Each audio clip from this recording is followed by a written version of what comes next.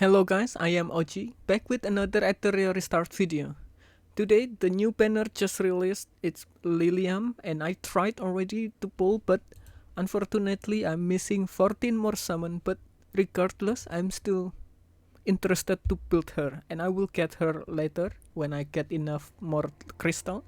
So let's start build her first and then we can get it later, but yeah. She is one of the cool, interesting unit for PvP, I think, and one of the good thing is she is a disorder here. So before we build, we want to learn what she can do and her skills, right? Let's do it by reading the first one. The first skill is Thunderclap. So Liliam deals 260% damage to a single enemy and then she recovers 60% of the damage for herself. So she can self-heal, sustain very well without needing some help because of this can heal a lot of damage here. 60% of the damage being returned as a heal. And she also has a flash, which is a passive skill.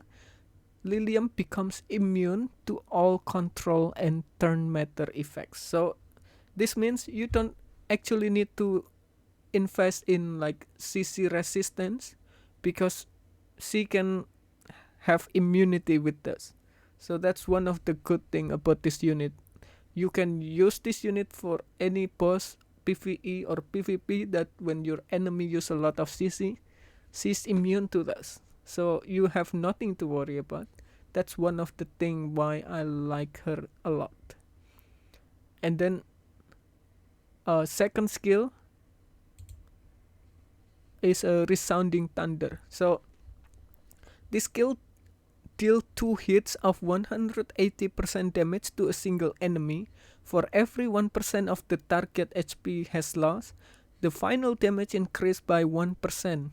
And this one also guaranteed to inflict one turn of stun with the target that have less than 70% HP. So regardless if they have as much as CC resistance, they will get stunned. It's guaranteed as long as their HP is less than 70%. And then one turn on all enemies if the target is defeated. So if you kill the target, all of the enemy will get stunned. And this one is guaranteed. So I'm not sure if the guarantee can bypass the immunity, but I think guarantee definitely bypass the CC resistance, and you don't need to worry about anything because it will always stun them, right? Because it's guaranteed as long as you hit the requirement. And then for the ultimate, she has a flash lightning. So she can 2 turn attack and speed increase buffs, and then she also deals 500% damage to a single enemy. This one also increased the final damage by 50% on target with more than 60% HP. So if your target have more HP, it deals more damage. And these skills also ignore shields and will shield the target max HP equal to 50% of the damage dealt. So if you deal them like 10,000 damage, their max HP will get shielded by 5,000 HP because of 50% of the 10,000 is like 5,000, right? So their max HP from 30,000 become 25,000 and they cannot get healed above that. This cannot be dispelled but has no effect on boss because it will be too broken, right? Against boss you can keep reducing their final max HP. And then yeah, so this is one of the good thing also about her is HP shield is very very strong. You can in longer battle this will impacting even more because their HP will keep getting shielded. The more you shield them, the more they lost their max HP. And this one deals a lot of damage if their HP is more than 60%. So you want to target enemies with the one that has highest HP with this, okay? And then because this is only single target, So for the next one, how to build her skills, which one to upgrade first? In my opinion, you want to max this level 5 first, Thunderclap, because at level 5 the flash grant immunity to all turn matter effect, so not only to all control but also turn matter. In case you get some debuff or reduction of the turn matter, this is very important to increase. So she is one of those units that you really need to invest a lot of skill point because of this skill. The flash is kind of very important. And then for the resounding thunder, I would also increase up to 1% here, level 5. This is also very important to at least level 3 because the trigger of applying stun to 70% is significantly better than with level 1. Because level 1 I think is only 60 or 50%, I forgot. And then for level uh, the ultimate, I think the ultimate you want to at least level 3 50% here. So that's a lot of damage, right? Because the final damage boost to 50% increase when the target is more than 60% means it's a very easy to always cast this on enemy with the highest HP. So that's one of the reason why I would want you to do this level 50, level 3 with 50% boost final damage increase. But level 5 is also very useful because the turn make it one less turn is very important, so she can keep casting it, but I think it's not necessarily.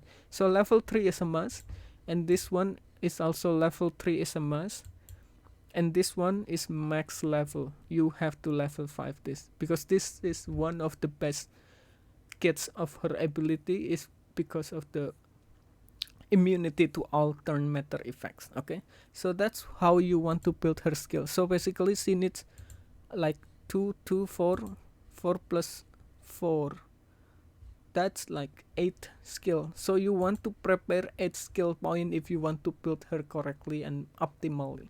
So that's one part of the build and skill build. Okay, now how to build her module and matrix. So I already prepped for her build is I put it in my unit to replacement as a replacement.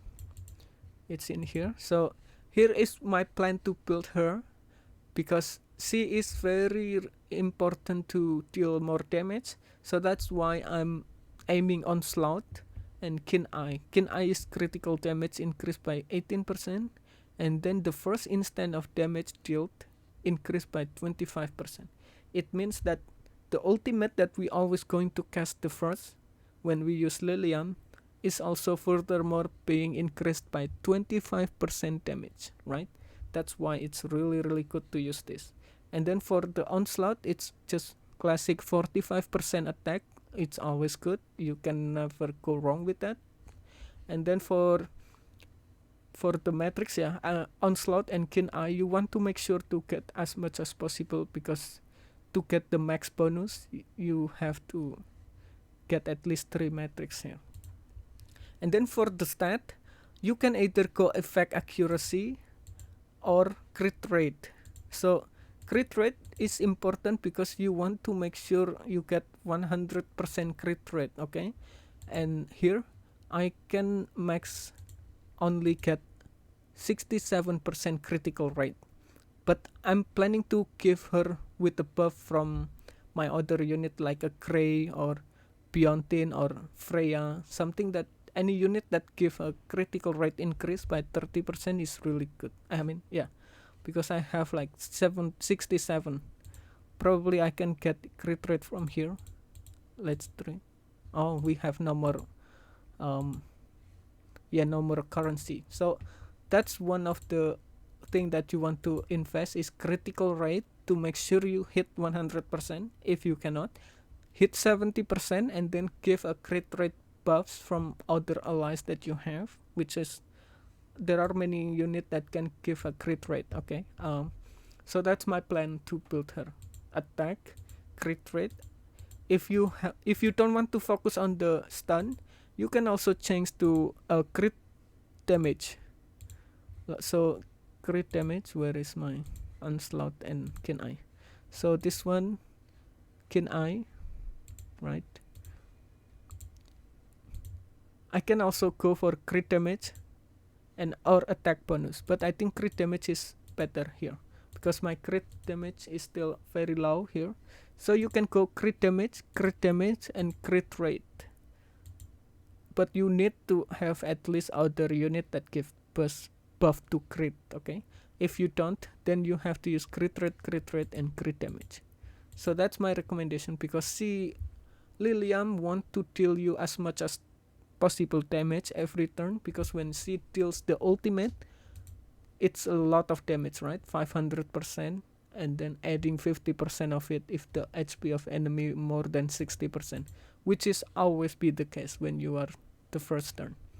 Now, for the shell, I currently use Golden Lion because of the Keen Eye and Onslaught combo to make it easier for me to get the maximum metrics here, like Onslaught and Keen Eye. So I use Keen Eye and Onslaught, and then Golden Lion has every 2 times the owner Animus use skill 1, the owner final damage increased by 6% and effect accuracy by 12%. It can stack up to 5 stacks. So in case you have a longer battle, you will use a first skill, even though it's not really much, but this is mostly being used for the Onslaught and Keen Eye.